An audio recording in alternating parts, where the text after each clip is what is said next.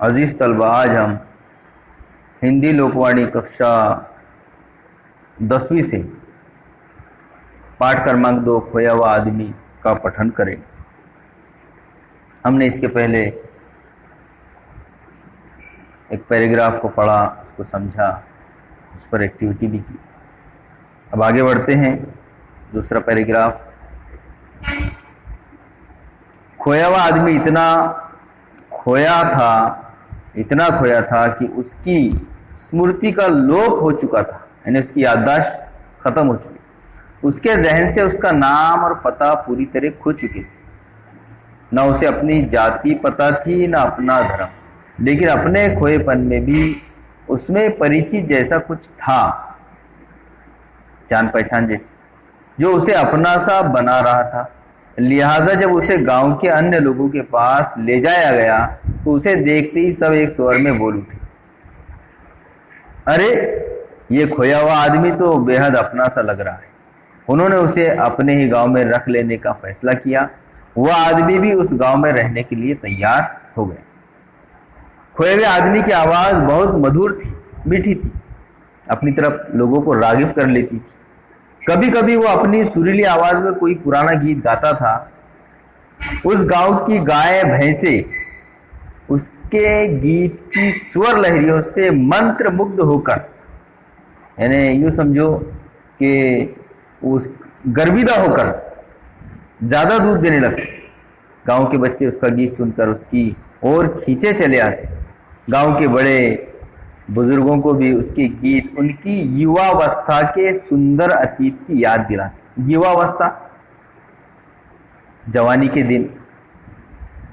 दिनों की सुंदर अतीत यादें, खूबसूरत यादें उन्हें याद आ जाती। गांव के लोगों ने पाया कि जब से वो खोया हुआ आदमी वहां आया था, गांव के फूल और सुंदर लगने लगे। गांव की तितलियां ज्यादा मोहक लगने लगी थी, दिल को भाने वाली। गांव के जुगनू ज्यादा रोशन लगने लगे थे। गांव के बच्चे भी अब ज्यादा खुश रहने लगे थे, क्योंकि बच्चों को वो सम्मोहित कर देने वाले, यानी अपनी तरफ खींचना, कशिश, सम्मोहित कर देने वाले कमाल के गीत सुनाता था। गांव के कुत्ते अब उसके सगे हो गए थे। वे उसके आस पास ऐसे चलते जैसे उसे गार्ड ऑफ ऑनर दे रहे हो।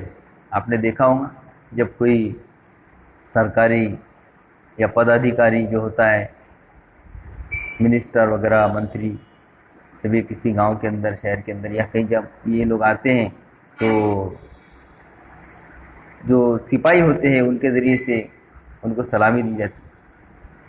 तो गार्ड ऑफ ऑनर, इकराम में, इज्जत में। उन्हीं दिनों गांव की एक वृद्धा बुढ़िया, उसको सपना आया, ख्वाब दिखा कि वो खोया हुआ आदमी दरअसल उसका ही बेटा था, जो बचपन में कहीं खो गया था। वो एक गरीब स्त्री थी, वो एक गरीब औरत थी, जो घास काटकर उपले वो जो जानवर का फुजला होता है, देखेंगे आपने, देहात वाले इससे वाकिफ ही है कि उसको जो है उसको ऐसे वो करके सुखाकर बाद में उसको ईंधन के तौर पर इस्तेमाल करते हैं। तो उपले थापकर और पेड़ पौधों की लकड़ियां इकट्ठा कर अपना जीवन चला। उसने खोए हुए आदमी को अपने सपने के बारे में बताया। खोए हुए आदमी ने खुशी खुशी उस वृद्धा को अपनी मां मान लिया और उसके साथ रहने लगा। खोए हुए आदमी ने अपनी मां की इतनी सेवा की कि वृद्धा को लगा कि उसका जीवन धन्य हो गया, सफल हो गया, कामयाब हो गया। जब माँ बाप अपने बच्चों को इस तरीके से अच्छा काम करते हुए देखते हैं, तो उनको दिल को खुशी होती है और वो समझते कि हम कामयाब हो गए, हमारी जिंदगी का मकसद पूरा हो गया। धीरे धीरे गांव वालों को खोए हुए आदमी के कई गुणों के बारे में पता चलने लगा। वो पशु पक्षियों से बातें करता प्रतीत होता, यानी दिखाई देता, लगता था जैसे वो पशु पक्षियों की भाषा जानता हो। वो आंधी, तूफान, चक्रवात आने, ओले पड़ने या टिड्डियों के हमले के बारे में गांव वालों को पहले ही आगाह कर देता। उसकी भविष्यवाणी, आगे की बात, फ्यूचर की बात,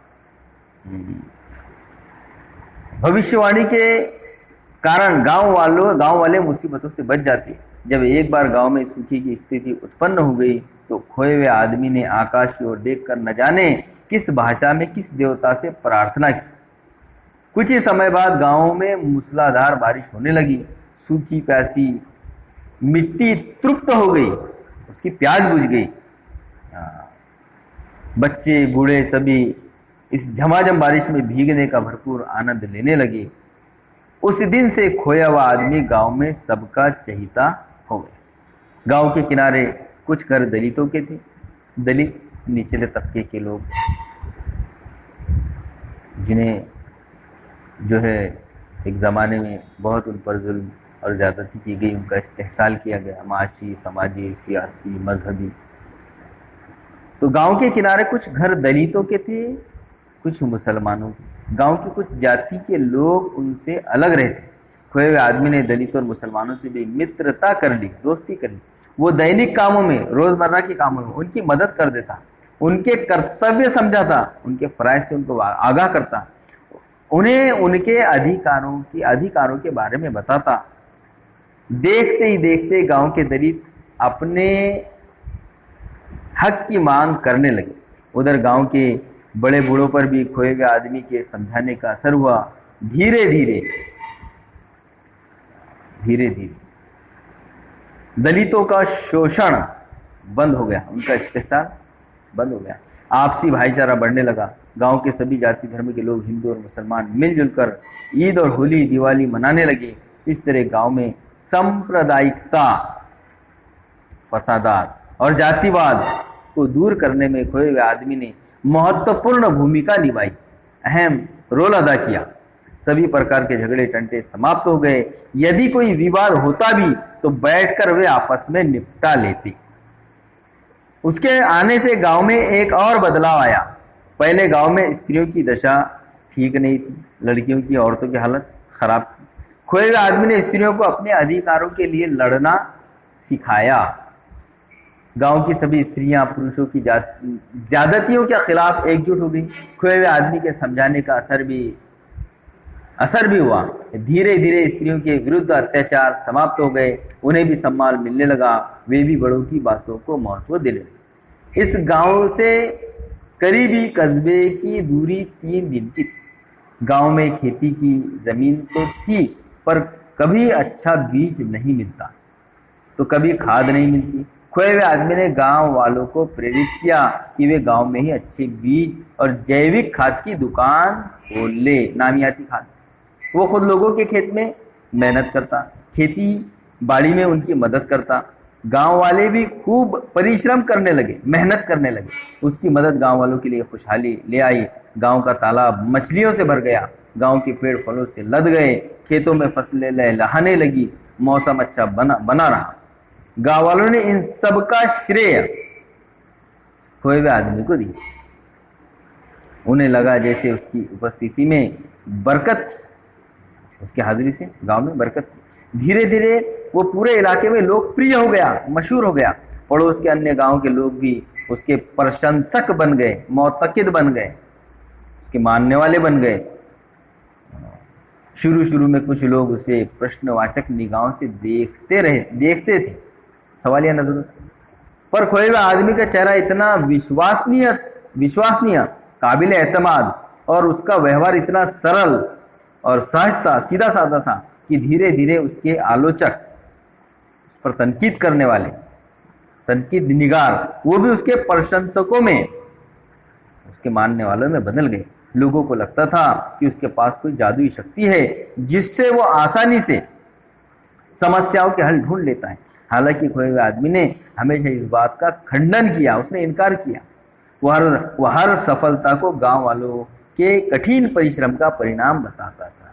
वो हर कामयाबी को गांव वालों की मेहनत का, उनकी जो मेहनत करते हैं उस मेहनत का सिला बताता था, परिणाम, सिला।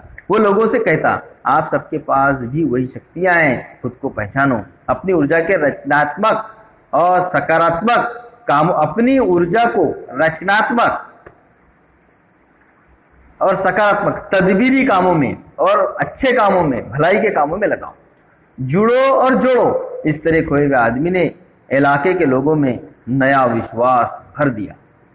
लोगों में नया जोश, नया उत्साह गया। पर अंत में वो दिन भी आ पहुंचा। एक रात मौसम बेहद खराब हो गया। बादलों की भीषण गड़गड़ाहट के साथ आकाश में बिजली कड़कने लगी। तभी कई सूर्यों के चौंधिया देने वाले प्रकाश ने रात में दिन का भ्रम उत्पन्न कर दिया। यानी कभी कभी बिजलियां ऐसी होती है तो यानी हमको उस रोशनी से ऐसा महसूस होता है रात के अंदर भी जैसे सब कुछ नजर आ जाता है। तो इस तरीके से ऐसा महसूस लगा जैसे रात में दिन निकल गया। फिर वज्रपात, गरज की चमक, जैसी भयावह गड़गड़ाहट के साथ गांव में कहीं बिजली गिरी। लोग अपनी सांसों की धुकधुकी के बीच अपने अपने घरों में दुबके हुए थे। सारी रात मौसम बौराया रहा, पागलों जैसा। लोगों का कहना है कि उस रात गंधक की तेज गंध पूरे गांव में फैल गई थी और मकानों की खिड़कियों, दरवाजों की झिर्रियों में से घुसकर ये सभी घरों में समा गई। बाद में पता चला कि ये शहर के कारखानों से गैस रिसाव एवं स्फोट का दुष्परिणाम था। जो कारखानों के अंदर जो वो थी गैस, वो लीक हो गई थी पाइपलाइन। सुबह जब मौसम साफ हुआ तब गांव वालों ने पाया कि वो खोया हुआ आदमी अब उनके बीच नहीं था, वो गायब हो चुका था। गांव वालों ने उसे बहुत ढूंढा पर उसका कोई पता नहीं चला। न जाने उसे जमीन निगल गई थी या आसमान खा गया था। उसकी तलाश में आसपास के गांव में आए सभी लोग खाली हाथ लौट आए। गांव की गलियां उसके बिना सूनी लगने लगी। पशु पक्षी उसके बिना उदास हो गए। गांव के बच्चे उसके बिना बेचैन लगे। गांव के कुत्तों की आंखों में भी आंसू थे।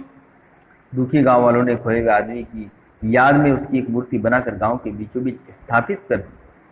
पंचायत की सभी बैठकें अब इसी मूर्ति के पास हुआ करती। गांव वालों ने प्रण लिया कि वे उस खोए हुए आदमी के दिखाए मार्ग पर चलेंगे। आज भी यदि आप उस गांव में जाएंगे तो आपको उस खोए हुए आदमी की वहां स्थापित मूर्ति दिख जाएगी। लेकिन आपको असली बात बताना तो मैं भूल ही गया। खोए हुए आदमी के गायब होने के बाद कुछ समय बाद जब जनगणना अधिकारी, जनगणना देखे होंगे आपने, गांव के अंदर कुछ लोग आपको खासकर उसके अंदर टीचर्स वगैरह जो होते हैं घरों के अंदर आते हैं, अपने नाम पूछते हैं, काम पूछते हैं, अफराद पूछते हैं। तो इस तरीके से उसको हिंदी में कहते हैं जनगणना, उर्दू में कहते हैं उसको मरदूमशुमारी। तो जनगणना अधिकारी जनगणना के काम से इस गांव में पहुंचे तो किसी को भी ना तो अपनी जाति याद थी ना अपना धर्म याद था। क्या मतलब, वो जो जनगणना अधिकारी आते वो पूछते आपका धर्म कौन सा है, आपकी जात कौन सी है। तो वो कहने का तो यहाँ वो बताया जा रहा कि वो जब आए तो उन लोगों को ना अपना धर्म याद था ना अपनी जाति याद थी। धर्म और जाति के बारे में उनकी स्मृतियां, उनकी याददाश्तें उस खोए हुए आदमी के साथ ही जैसे सदा के लिए हो चुकी थी। काश अपने गांव शहर में हमें भी ऐसा खोया हुआ आदमी मिल जाता। विद्यार्थी मित्रों, हमारा ये पाठ यहाँ पर पूरा हुआ। अब अगले पीरियड में हम इस पाठ पर जो एक्टिविटी कृतियाँ दी गई है उसको करने की कोशिश